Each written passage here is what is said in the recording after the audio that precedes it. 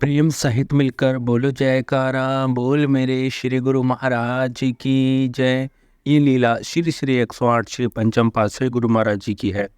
एक बार श्री मौज में आकर आपने फरमाया कि सभी गुरुमुख ट्राली में बैठकर कोरे गांव पूर्ण धाम में जाकर सेवा करें। अब जो सेवा जो लगी थी वो शाम तक उन्हें पूरी करनी थी।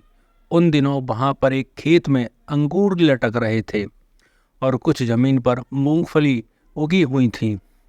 जो थोड़ी सी जमीन थी वहाँ पर एक कमरे का स्थान छोड़कर 3-3 फुट गहरे गड्ढे खोदने थे। ऊपर से 1 फुट तक मिट्टी की सतह डाली हुई थी और नीचे बही पथरीली चट्टानें थीं।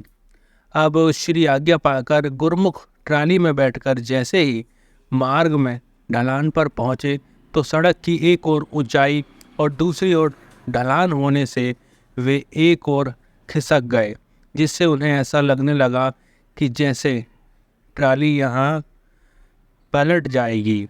ऐसे थोड़े से ऊबड़ खाबड़ स्थान में झकझोले खाते हुए कोरे गांव पहुँचे। आपस में कहने लगे कि मार्ग में ही हम थक कर चकनाचूर हो गए हैं। अब जैसे तैसे उन्होंने सेवा आरंभ की। 1 फुट तक तो खुदाई सरलता से हो गई। अब आगे गिनती की चोट से पत्थर से चिंगारियां निकलती, परंतु 1 इंच भी पत्थर का टुकड़ा वहां से ना हिला।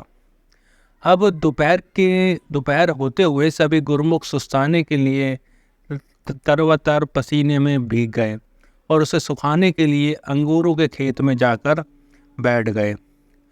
अब आपस में विचार विमर्श करने लगे कि इसी जमीन में पहले इतने खड्डे की खुदाई कैसे हुई होगी। अब 1 फुट की गहराई तक मिट्टी तो मिल गई, पहले यहाँ मिट्टी का नामो निशान ना था। हमारे श्री गुरु महाराज जी को देखो कि स्वयं तो श्री प्रयाग धाम में छाया में विश्राम कर रहे होंगे।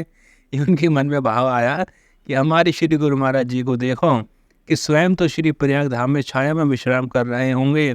कभी सेवकों को हनुमान का दर्जा देते हैं तो कभी अपने संग ग्वाल वालों का लीला सुनाते हैं। आज उन ग्वाल वालों और हनुमान को भुला दिया है। ऐसे ही प्रेम के उपलांब देते हुए कभी हंसने लगते तो कभी आंखें मूंद कर श्री गुरु महाराज जी की स्मृति में खो जाते। उधर आपने दोपहर के समय कुछ प्रसाद एवं शरबत का सामान कार में रखवाया तो श्री कार में विराजमान हो गए। इधर गुरुमुखों के उपलांब आरंभ ही हुए थे कि मधुर मधुर हॉर्न बजती हुई कार की ध्वनि ने सबको आश्चर्यचकित कर दिया।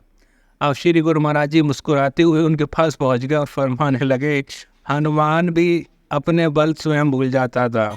हनुमान भी अपना बल स्वयं भूल जाता था। स्मरण करवाने पर उसे अथाह पराक्रम बढ़ जाता था। उन्हें याद कराने पर उनके अंदर शक्तियाँ अपने आप ही बढ़ जाती थीं।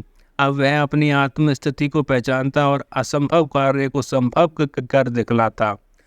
अब ग्वाल वालों ने भी सखा भाव में रहकर सेवक बनने का वरदान पाया।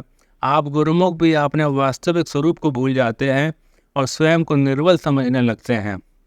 ऐसा कह सबको ठंडा ठंडा शरबत पिलाया और फरमाया कि ये अंगूरों के गड्ढे भी सेवकों ने खोदे हैं, अभी ये अंगूर कच्चे हैं।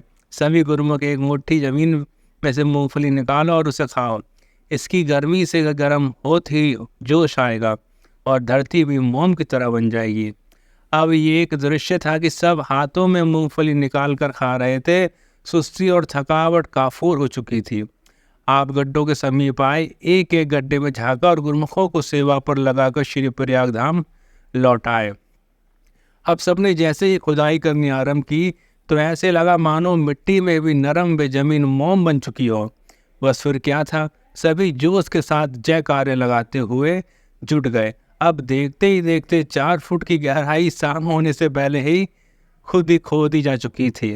अब शाम के समय जब श्री कार कोरे गांव पहुंची तो गुरुमुख सामान समेटते हुए वापस लौटने की तैयारी कर रहे थे और इस महान आश्चर्यजनक लीला का स्मरण करते हुए हर्षित हो रहे थे। प्रेम सहित मिलकर बोलो जयकारा। बोल मेरे श्री गुरु महाराज जी की जय। ऐसे ही और दिव्य श्री लीलाएं सुनने के लिए इस चैनल को सब्सक्राइब करें, बेल आइकन प्रेस करना ना भूलें ताकि आने वाली दिव्य श्री लीलाओं का नोटिफिकेशन आप सभी गुरुमुख जनों को पहले ही प्राप्त हो सके। श्री लीलाओं को गुरुमुख जन तक अवश्य शेयर करें। बोलो जयकारा बोल मेरे श्री गुरु महाराज की जय।